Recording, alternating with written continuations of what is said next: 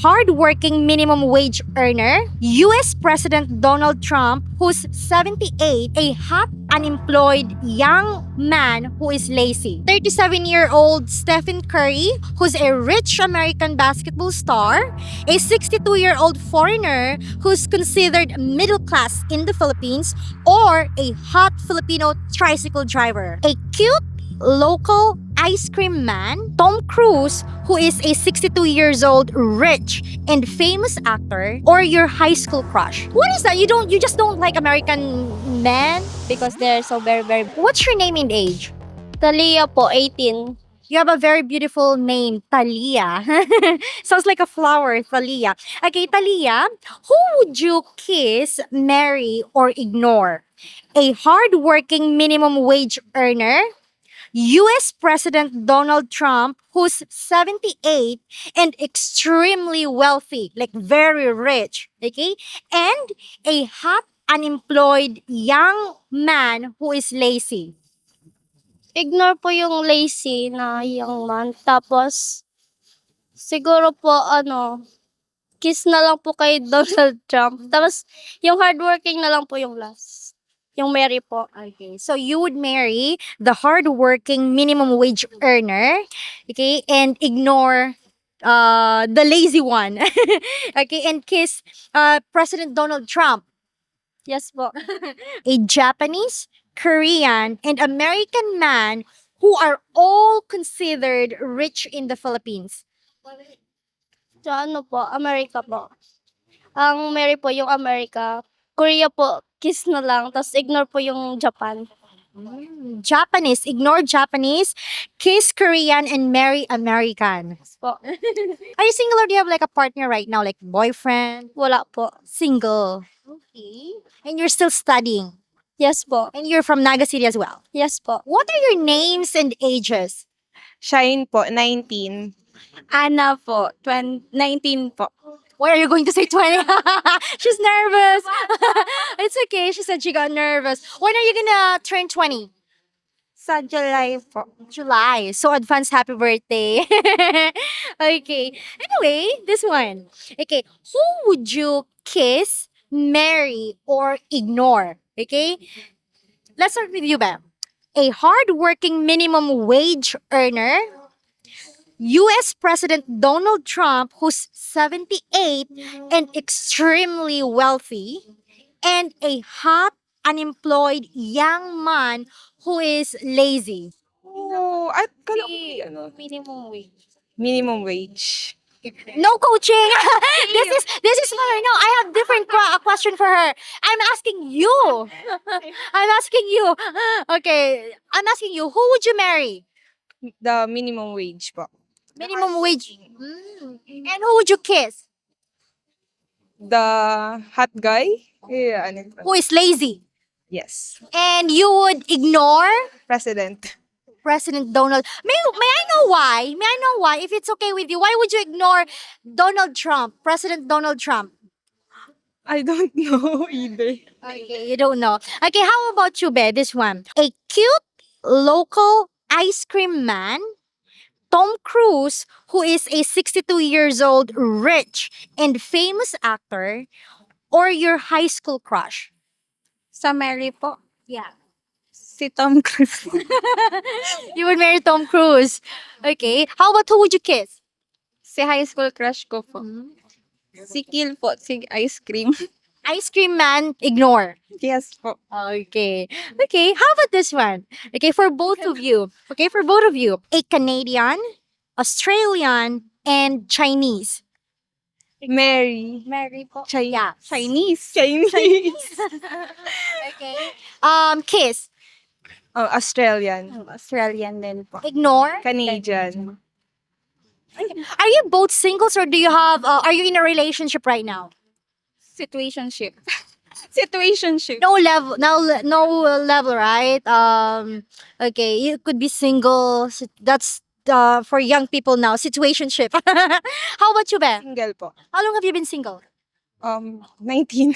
Oh, it's no boyfriend since birth. Wow. And both are college students. Yes po. May we know what's your courses? Tourism po. Both Yes. Okay, beautiful. Hi everyone! So we bump into Jem again. Jem, 24 years old from Naga City. How are you tonight, Jem? I'm doing great and fine. You look fresh tonight as well. Do I look? Okay, anyway, Jem. Okay, who would you kiss, marry, or ignore? Okay, so the first one is okay, a 37-year-old Stephen Curry who's a rich American basketball star. And I believe you know him, right? Yeah. Okay. A 62-year-old foreigner who's considered middle class in the Philippines, or a hot Filipino tricycle driver. um, I would marry a hot tricycle driver because it's a Filipino. Okay. And I think she's hardworking for me. He's hardworking. Okay, and he's also what do you call this? Hot. Yeah, happy.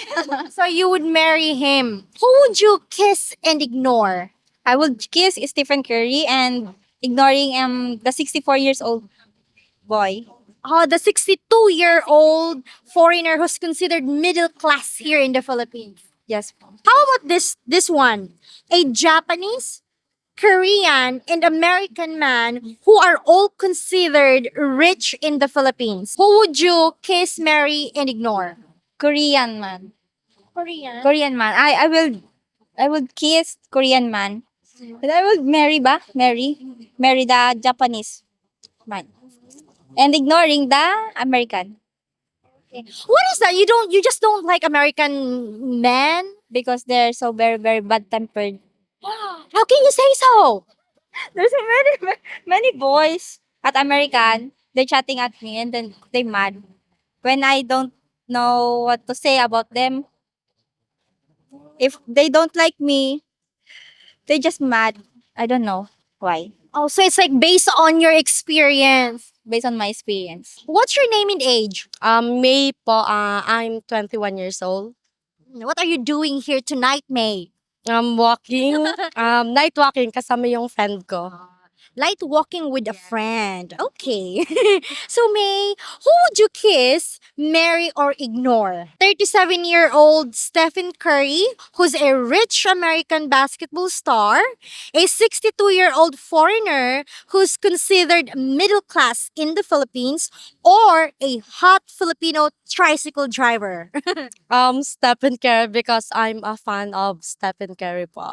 Mary, Yes, Mary. Mary, Stephen Curry. who would you ignore? The 62-year-old foreigner who's considered middle class here in the Philippines, or the hot Filipino tricycle driver? Ignore yung hot Filipino tricycle driver and kiss yung sa middle class na 62-year-old. 2-year-old. Okay. How about this one, May? A Canadian, Australian, and Chinese. Let's start with the Mary. A Canadian. Ignore. What's the two? And Australian. I ignore the Chinese and I kiss the Australian. Australian. What's your name and age po? Teen, 31. Ma'am Teen, okay, here's the question for you. Who would you kiss, marry, or ignore? A hardworking minimum wage earner, US President Donald Trump, who is 78 years old and extremely wealthy, and a hot unemployed young man who is lazy. Yung unang choices po. Okay, let's start with who would you marry first? Yung ano po, yung first Hardworking. hardworking. A hard-working minimum wage earner. Okay, how about who would you kiss? Donald Trump or the hot unemployed lazy man? Wala, yung first choice pa din. Who would you kiss? Oo, yung first choice pa din. Oh, the hardworking. You would, okay. How about ignore? Ignore siguro yung last choices. The lazy one. Okay, the hot unemployed. You wouldn't kiss Donald Trump? No. Okay. Okay. Tuwan lang ako dun sa una. Stick to number one. Mas ano ko yung prepared ko yung hardworking. Kahit maliit lang yung sahod, at least, magsasama kayo ng okay, and then, kasi may times din kasi na pag yung mga, mga higher. Okay, yun, ma'am. Okay, so what she's saying is she still prefers someone who is hardworking because no matter what do you call this? It's better. It's better to be with someone who's hardworking. That's what's just trying to say. Okay, this one, ma'am. How about this one? Who would you kiss, marry, or ignore? A Japanese, Korean, and American man who are all considered rich here in the Philippines. Ang dami palang Okay, let's start with Mary. Who would you marry first? Japanese, Korean, or American man? Oh my God, wala sa choices. Filipino. Oh, Filipino. Not in the choices. Okay, how about, just for the question? Korean, Japanese, or American? American? How about kiss? Japanese? Ignore? Chinese? Chinese ba? Korean. Korean. Okay. Okay, last one. Last one. She said it's a lot of questions. Okay, last one, ma'am. Who would you kiss, marry, or ignore? A Canadian, Australian, and Chinese. Let's start with Mary first. Canadian? Ignore? Ano yung last? Chinese, Chinese? Australian. Chinese. Kiss?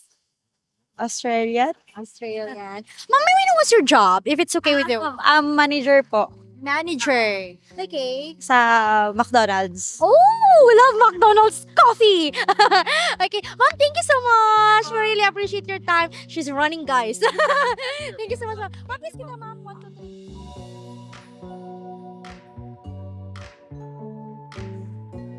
Okay. Hopefully, we earned your subscription, and also, if you like our content, please consider becoming a member for exclusive videos. Thank you so much for watching, and take care, everyone. Bye bye. Beautiful reflection